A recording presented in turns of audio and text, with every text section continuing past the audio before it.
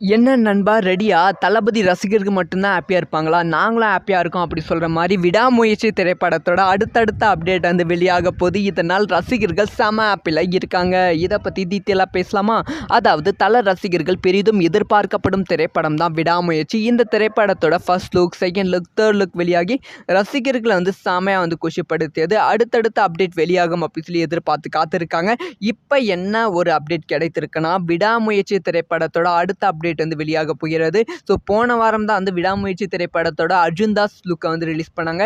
இந்த இந்த வாரம் வந்து வரும் ஞாயிற்றுக்கிழமை வந்து 3 போஸ்டர் வந்து ரிலீஸ் பண்ண போறாங்க அப்படின்னு சொல்லப்படுகிறது. அதுல நடித்த முக்கியமான நடிகர்கள் போஸ்டர் வந்து அது வந்து ஒரு லுக்கா வந்து ரிலீஸ் பண்ண போறாங்க அப்படின்னு சொல்லப்படுகிறது.